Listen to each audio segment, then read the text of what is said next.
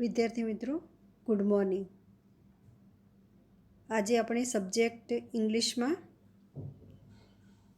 Unit 2 જે degree of comparison જોતા હતા એ આપણે થોડું રિવિઝન કરીને આગળ કન્ટિન્યુ કરીશું. લાસ્ટ લેક્ચરમાં મેં તમને અહીંયા જે આકૃતિ આપી છે એના ઉપરથી આપણે ડિગ્રી ઓફ કમ્પેરિઝન એના જુદા જુદા બે ટાઈપના સેન્ટેન્સ જોયા હતા. એમાં પહેલું સેન્ટેન્સ જે બતાવે છે કે જે આખો સમુદાય છે એમાં એક વ્યક્તિ કે વસ્તુ શ્રેષ્ઠ છે. એટલે કે અહીંયા જે વિદ્યાર્થીઓ આપેલા છે ABCDEFGH, એમાં એ નામનો વિદ્યાર્થી છે એ ક્લાસમાં સૌથી જાડો છોકરો છે, એના જેટલું જાડું બીજું કોઈ નથી. જ્યારે આપણે બીજા ટાઈપની ડિગ્રી ઓફ કમ્પેરિઝન જોઈએ તો એમાં એ સેન્ટેન્સ આપેલું છે B is one of the tallest boys in the class. એટલે બી નામનો જે સ્ટુડન્ટ્સ છે તે one of the tallest boy in the class. એટલે જુઓ, એના જેટલો ઊંચો સી પણ છે, સી જેટલો ઊંચો ડી પણ છે અને ડી જેટલો ઊંચો ઈ પણ છે. એટલે BCDE આ સ્ટુડન્ટ્સ છે એ સરખા ઊંચા છે. એટલે બી નામનો સ્ટુડન્ટ છે એ આખા ક્લાસમાં ઊંચામાં ઊંચો નથી, પણ ઘણા બધા ઊંચા છોકરા છે એમાંનો એક. બરાબર. એટલે પહેલા ટાઈપની જે ડિગ્રી જોઈ એમાં એ એક જ છોકરો ઊંચો છે, એટલે આપણે અહીંયા બોય જે નાઉન છે એ બોય એક જ બોય છે. અને જ્યારે બીજા ટાઈપની જે ડિગ્રી જોઈ એમાં ઘણા બધા ટોલેસ્ટ બોયઝ છે, એમાંનો બી ઊંચો, એમાંનો એક, એટલે વન ઓફ ધ, એનો આપણે યુઝ જોયો. એટલે બંનેમાં શું ડિફરન્સ છે, તમે સેન્ટેન્સ નંબર 1 અને અહીંયા 3 B can be compared this way, એટલે આ બંને સેન્ટેન્સ તમે એકબીજા સાથે ડિગ્રી, પહેલું સુપરલેટિવ છે તો આ સુપરલેટિવ ડિગ્રીનું તમે આની જોડે કમ્પેરિઝન કરજો, એટલે કે બંનેમાં કયા કયા ડિફરન્સ છે એ તમને ખ્યાલ આવી જશે. બરાબર. એ રીતે પછી અહીંયા તમે કમ્પેરેટિવનું આ ધેન એની અધર બોય, એવી જ રીતે અહીંયા ધેન મોસ્ટ અધર બોયઝ, આ ડિફરન્સ છે. પછી અહીંયા નો અધરનો ઉપયોગ થાય, અહીંયા વેરી ફ્યુ, અહીંયા બોય છે, અહીંયા બોયઝ છે. એટલે અહીંયા બોય છે એટલે અહીંયા ઇઝ આવ્યું અને અહીંયા આર આવશે. બરાબર. એટલે આ બધા ડિફરન્સ તમે બંનેની કમ્પેરિઝન કરશો એટલે તમને ખ્યાલ આવી જશે.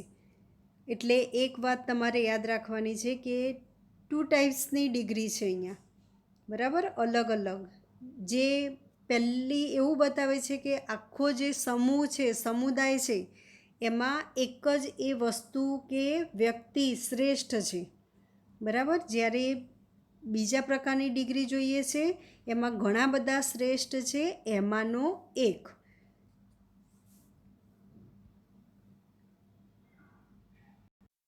હવે આપણે F4 એક્સરસાઇઝ જોઈશું. એમાં આપણે બીજી ટાઈપની જે ડિગ્રી જોઈ વન ઓફ ધી કન્સ્ટ્રક્શન, એ ડિગ્રીના અહીંયા કેટલાક સેન્ટેન્સીસ આપેલા છે. Now frame sentences for the informations. એટલે અહીંયા તમને એક એક્ઝામ્પલ તરીકે આપેલું છે, એ રીતે તમારે બાકીના સેન્ટેન્સ બનાવવાના છે. There are a few fast bowlers in your school. Ramesh is one of them. જો હવે મેં તમને સમજાવ્યું, અહીંયા તમે વાંચશો એટલે થોડો વધારે ખ્યાલ તમને આવી જશે.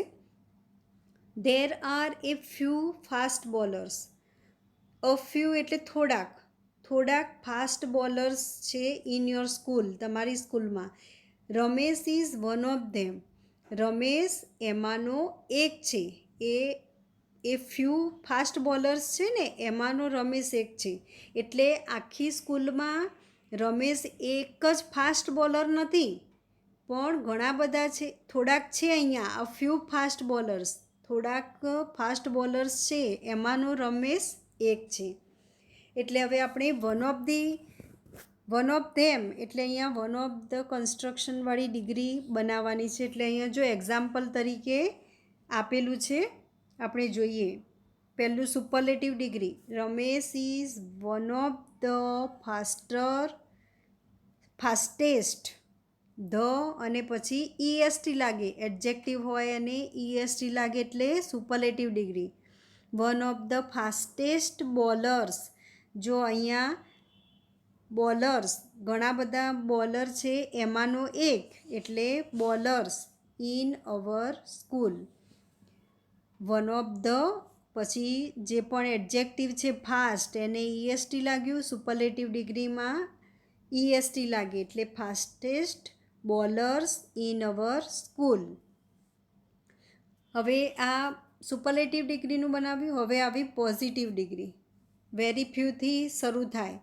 Very few bowlers in our school. અહીંયા બોલર્સ છે એટલે અહીં આર આવશે, બરાબર. બોલર્સ બહુવચન છે એટલે અહીંયા આર આવે. As fast as Ramesh. Ramesh is faster than most other bowlers. શું ફાસ્ટને ER લાગે કમ્પેરેટિવ ડિગ્રીમાં, અને પછી ધેન મોસ્ટ અધરનો ઉપયોગ થાય, બોલરનું બોલર્સ થઈ જશે, અને પછી જે વાક્ય આપેલું છે એમના એમ જ, બરાબર. એટલે જો સુપરલેટિવ ડિગ્રી છે એની વાક્ય રચના આવશે. પહેલાં રમેશ એટલે કે સબ્જેક્ટ, જેને આપણે ગુજરાતીમાં કહીએ કર્તા. રમેશ એટલે સબ્જેક્ટ કર્તા.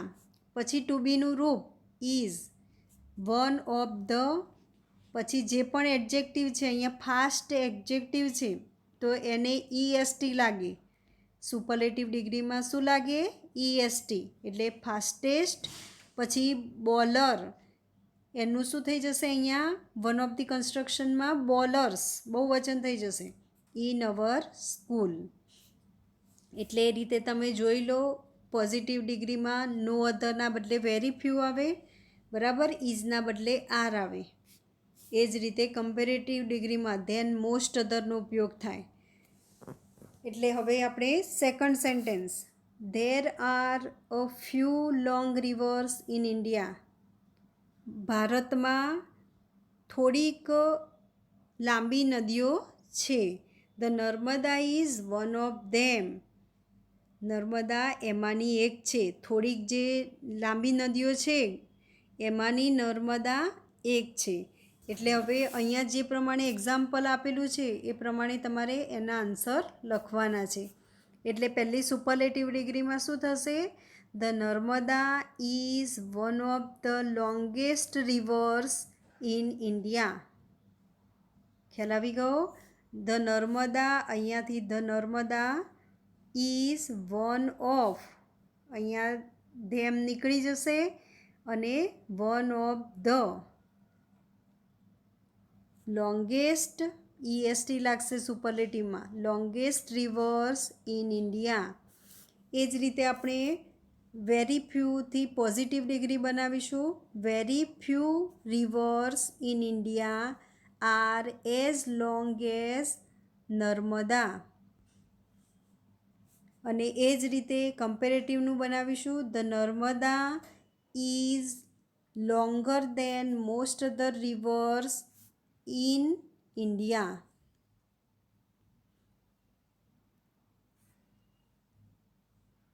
હવે sentence number 3.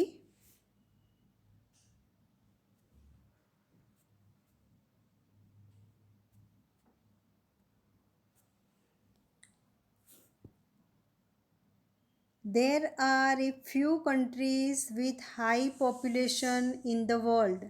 India is one of them. There are a few countries with high population in the world. India is one of them. હવે અહીંયા જુઓ, હાઈ છે એ એડજેક્ટિવ છે એટલે એનાથી જ હાઈએસ્ટ, હાયર એ રીતે આપણે સુપરલેટિવ, કમ્પેરેટિવ અને હાઈ પોઝિટિવ ડિગ્રી બનાવીશું. એટલે જો આને આપણે બે રીતે આ સેન્ટેન્સ બનાવીશું. India is one of the countries with the highest population in the world. કારણ કે અહીંયા હાઈનું હાઈએસ્ટ કરવાનું છે આપણે સુપરલેટિવ ડિગ્રીમાં. એટલે કેવી રીતે બનશે? India is one of the countries with the highest population in the world. હવે આપણે સુપરલેટિવ પછી કમ્પેરેટિવમાં ફેરવીશું. ઇન્ડિયા હેઝ હાઈએસ્ટનું શું થઈ જશે? Higher. India has higher population than most other countries in the world. Highest હતું એનું હાયર થઈ ગયું, બરાબર. અને third positive degree, very few countries in the world have so high population as India has.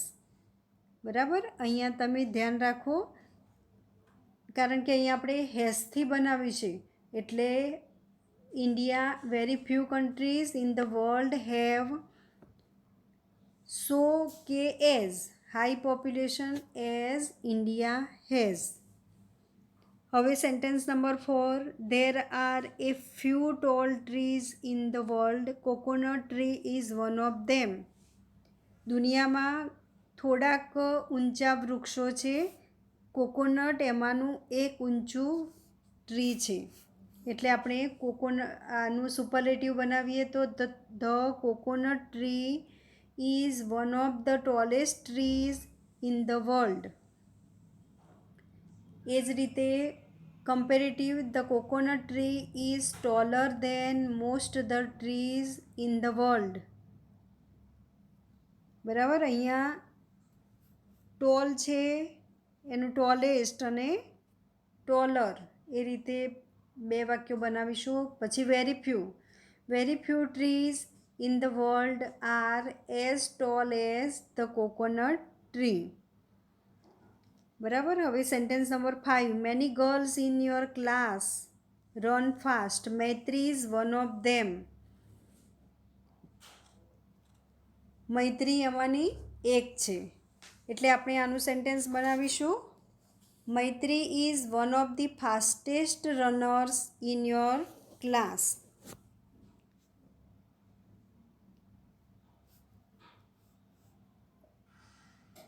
Fast એ adjective છે એટલે એ આગળ આવશે, ફાસ્ટેસ્ટ રનર. પછી Maitri is faster than most of the runners in our class. Very few runners in our class are as fast as Maitri. ખ્યાલ આવી ગયો આમાં? Maitri is one of the fastest runner in our class. એ superlative થઈ. Very few runners in our class are as fast as Maitri, positive degree. અને કમ્પેરેટિવમાં Maitri is faster than most other runners in our class. હવે આપણે F5 જોઈશું. અહીંયા example તરીકે જે સેન્ટેન્સ આપેલા છે તમે જુઓ એટલે તમને ખ્યાલ આવશે. Here are some real facts of life. If you work hard, you will get better result. બરાબર. આ આપણા જીવનની હકીકત છે કે જો તમે સખત મહેનત કરશો તો સારું રિઝલ્ટ મેળવશો. If I dig more I will get more water. જો હું વધારે ખોદીશ તો હું વધારે પાણી મેળવીશ. If she walks fast she will reach earlier. જો તે ઝડપથી ચાલશે તો વહેલા પહોંચી જશે. એટલે આ બધી હકીકત છે. હવે આપણે આને બીજી રીતે કહેવું હોય તો this things can be sad in this way to, આ રીતે પણ આપણે એને કહી શકીએ. જો હવે ઉપરના જે સેન્ટેન્સ છે એવો જ અર્થ અહીંયા એનો થાય છે, પણ એને અલગ રીતે કહ્યું છે. એટલે આપણે જેમ કમ્પેરિઝન જોયું, ડિગ્રી ઓફ કમ્પેરિઝન, તો આને આ જે સેન્ટેન્સ આપેલા છે, સેન્ટેન્સ 1, 2 અને આ 3, આ 3 જે સેન્ટેન્સ છે એ ડબલ કમ્પેરિઝન કહેવાય. ગ્રામેટિકલ લેંગ્વેજમાં આપણે એને શું કહેવાય? Double comparison. કેમ એને ડબલ કમ્પેરિઝન કહેવાય? જો અહીંયા સેન્ટેન્સ 1માં આપણે જોઈએ તો હાર્ડર એ કમ્પેરેટિવ ડિગ્રી છે. તો આ વાક્યમાં તમે જોશો તો ધ હાર્ડર એટલે આ પહેલી ડિગ્રી કમ્પેરેટિવ, અને અહીંયા બેટર એ પણ કમ્પેરેટિવ છે. એટલે એક જ સેન્ટેન્સમાં 2 વખત ડિગ્રીનો ઉપયોગ આપ્યો છે કમ્પેરેટિવનો, એટલે આને કહેવાય ડબલ કમ્પેરિઝન. બરાબર, ડબલ કમ્પેરિઝન. એટલે આ પણ એક લેંગ્વેજ ફંક્શન છે. એટલે આપણે હવે જો if you work hard you will get better result. હવે આને આપણે ડબલ કમ્પેરિઝનમાં કેવું હોય તો કેવી રીતે કહી શકીએ? હાર્ડ છે એનું હાર્ડર કરી દીધું. હવે ડબલ કમ્પેરિઝનમાં હંમેશા વાક્યની શરૂઆત ધથી થાય, અને પછી જે એડજેક્ટિવ હોય, બરાબર. અહીંયા જો આપણે આ સેન્ટેન્સમાં જોઈએ તો ઇફ પછી યુ સબ્જેક્ટ છે, વર્ક એ વર્બ છે. યુ સબ્જેક્ટ, વર્બ અને હાર્ડ એ એડજેક્ટિવ છે. એટલે જે એડજેક્ટિવ હોય એને આપણે ER લગાવવાનું. એટલે અહીંયા જુઓ ધ, પછી હાર્ડ એ એડજેક્ટિવ છે તો એનું કમ્પેરેટિવ કરીએ તો હાર્ડર થઈ જાય. The harder you work. પછી અહીંયા બેટર રિઝલ્ટ છે જ, એટલે the better result you will get. એટલે આની વાક્યરચના આપણે જોઈએ તો ધ પછી જે પણ એડજેક્ટિવ છે, વિશેષણ, એને ER લાગે એટલે હાર્ડર થયું. પછી સબ્જેક્ટ અને વર્બ. સબ્જેક્ટ એટલે યુ, વર્બ એટલે વર્ક.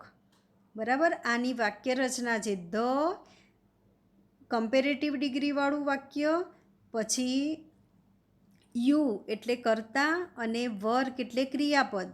આની પહેલા વાક્યની વાક્યરચના. અને પછી ધ બેટર એ જ રીતે ધ પછી એડજેક્ટિવને ER. અહીંયા તો આપણે બેટર જ છે એટલે બેટરનું બેટર લઈ લીધું. ધ બેટર રિઝલ્ટ એની સાથે જ છે બેટર રિઝલ્ટ, એટલે જે સાથે વર્ડ હોય એ આપણે લેવાનો. The better result you will get. હવે અહીંયા આપણે સેકન્ડ સેન્ટેન્સ જોઈએ. If I dig more I will get more water. The more, અહીંયા મોર આપેલું જ છે એટલે the more I dig the more water I will get. Third sentence, અહીંયા ફાસ્ટ છે એક્ઝેક્ટિવ, એટલે ફાસ્ટનું ફાસ્ટર થઈ જશે. The faster she walks the earlier she will reach. એટલે આને આ લેંગ્વેજ ફંક્શનનું નામ છે ડબલ કમ્પેરિઝન. હવે એ જ રીતે આપણે F6 એમાં જે બ્રેકેટમાં વર્ડ આપેલા છે એનાથી આપણે બ્લેન્ક પૂરવાની છે. Complete the sentences.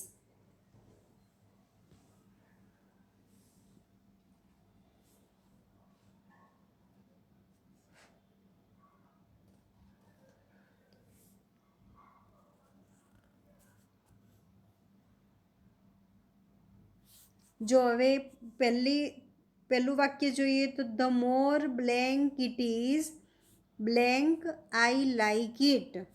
એટલે પહેલી ખાલી જગ્યા છે એ એડવેન્ચરસથી પૂરવાની છે, બીજી છે much.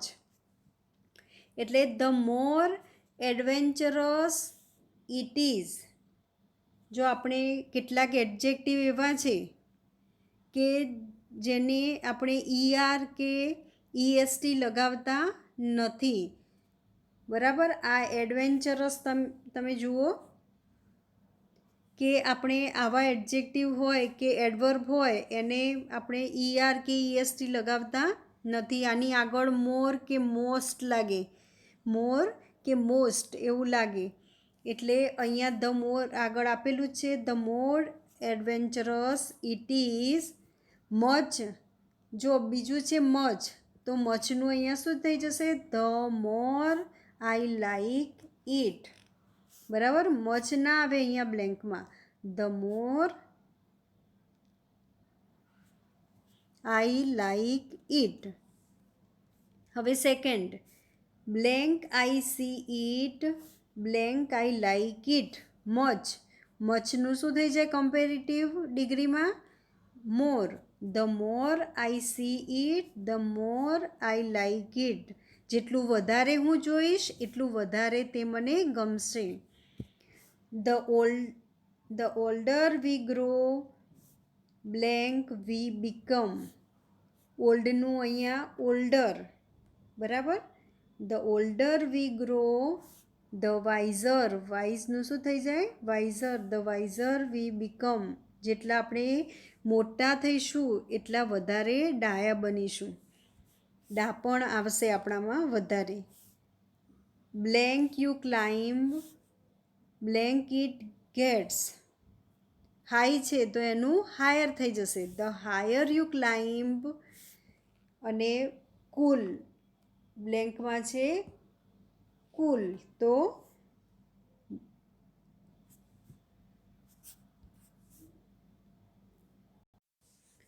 The blank you climb, blank it gates cold.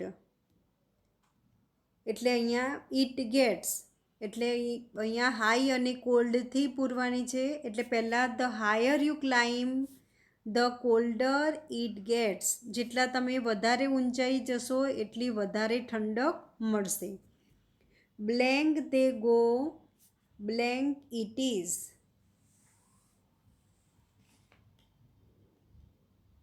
The sooner, સૂનનું શું થઈ જશે? Sooner. The sooner they go, the better. ગુડનું શું થઈ જાય? Better. The better it is. The sooner they go, the better it is. તે વધારે સારું છે. એટલે અહીંયા આ જે બ્લેન્ક આપે છે તે ડબલ કમ્પેરિઝનની છે. એટલે તમે આ વાક્યો લખજો, 2-3 વાર વાંચજો એટલે તમને આની વાક્યરચના ખબર પડે. ધ પછી એડજેક્ટિવને ER. બરાબર. એટલે ધ ઓલ્ડર. પછી વી, વી એટલે સબ્જેક્ટ અને ગ્રો એટલે વર્બ. એટલે આની વાક્યરચના છે ધ પછી જે પણ એડજેક્ટિવ આપ્યું છે તેને ER લખવાનું અને સબ્જેક્ટ અને વર્બ. એ જ રીતે બીજું વાક્ય. એટલે આ એની વાક્યરચના છે. તમે આ આખી એક્સરસાઇઝ નોટમાં લખજો, F1 થી F6 સુધી. બરાબર. અહીંયા આપણે આ એક્સરસાઇઝ પૂરી કરીએ છીએ.